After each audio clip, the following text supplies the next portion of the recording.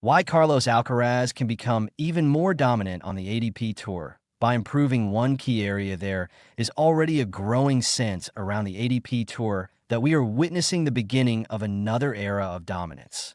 In 2026, Carlos Alcaraz has surged ahead of the pack, racing to a flawless 12-0 start and tightening his grip on the #1 ranking. For some critics, such supremacy raises familiar concerns about predictability in men's tennis. For others, Alcaraz's explosive athleticism, fearless shot-making, and infectious charisma make every match must-watch entertainment. The debate over whether dominance equals boredom is unlikely to concern Alcaraz himself. If anything, the Spaniard seems driven by a different question. How can he become even better? And the answer may lie in one specific area: his serve. Already elite in two of the three key categories, modern tennis success at the highest level can often be broken down into three pillars. 1. Performance under pressure. 2.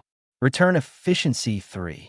Serve effectiveness. Alcaraz already excels in two of those three. He currently leads the ATP Tour in performance under pressure, a statistic that measures success in critical moments, such as break points and tiebreaks. This underlines his mental resilience and competitive maturity, qualities that separate champions from contenders. In return games, he trails only Jannik Sinner, widely regarded as one of the cleanest ball strikers in the sport. Alcaraz's ability to neutralize even the biggest servers gives him a constant foothold in matches. He turns defense into offense with breathtaking speed, often breaking opponents not through patience alone, but through sheer intensity. There's little urgency for improvement in these departments. They are already elite, but serving, that is where there remains room to grow. The serve, very good, but not yet untouchable according to ATP metrics. Alcaraz currently ranks 9th overall in serving performance. For most players, that would be an extraordinary achievement. For a world #1 aiming for sustained dominance, however, 9th suggests opportunity. Dig deeper into the numbers, and the picture becomes even more intriguing. He ranks second only to Sinner in percentage of second serve points won.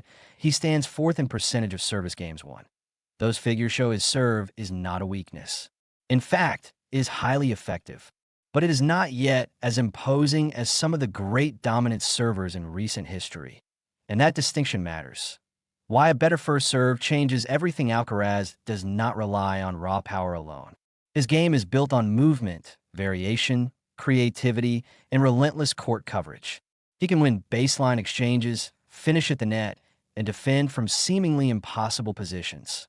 However, imagine adding a more consistent, higher percentage first serve that delivers more free points than it would, shorten his service games, preserve physical energy deep into tournaments, reduce opponents' opportunities to apply scoreboard pressure, force rivals to take even greater risks on return.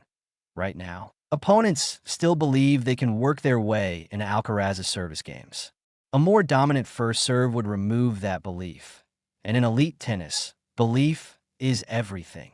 The Sinner factor. It is no coincidence that the only player matching Alcaraz statistically across multiple categories is Jannik Sinner. The Italian serving numbers often edge him ahead in tight matches. While Alcaraz leads in pressure performance and competes fiercely in return games, Sinner's serve provides him with crucial control in baseline battles. If Alcaraz can raise his serving level to match or surpass Sinner's consistency, the balance of power could tilt decisively in his favor.